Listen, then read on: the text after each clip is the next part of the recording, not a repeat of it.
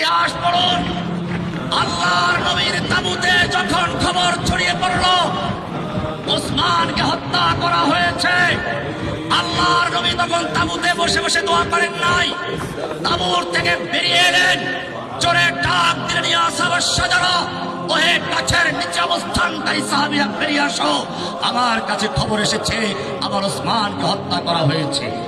এই বলে আল্লাহর নবী হাত বিছিয়ে দিলেন আর বললেন, আমি হাত বিছিয়ে দিলাম, আমার হাতে হাত রেখে বায়াত করো, অঙ্গীকার করো, প্রতিজ্ঞা করো, হয়তো ওসমান হত্যার বদলা নিতে গিয়ে মক্কা বিজয় করে ছাড়বো, নতুবা সকলেই শহীদ হয়ে যাব, আমরা কেউ মদিনায় ফিরে যাব না। ইতিহাস সাক্ষী, আল্লাহর নবীর হাতের উপরে হাত রেখে পর্যায়ক্রমে 1400 সাহাবায়ে কেরাম বায়াত করলেন।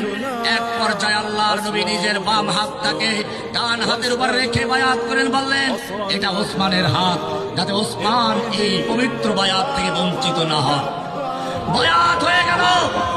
আল্লাহর নবীর সাহাবীরা কবিতা পড়তে লাগলেন, নাহনুল্লাযীনা বায়াউ মুহাম্মাদা আলাল জিহাদে মা বাকিনা আবাদা।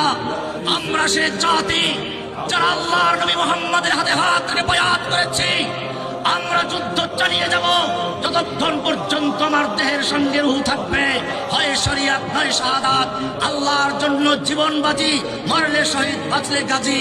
এই স্লোগান নিয়ে যখন তারা মাঠে অবতীর্ণ হলেন, মক্কার লোকেরা ভয় পেয়ে গেল।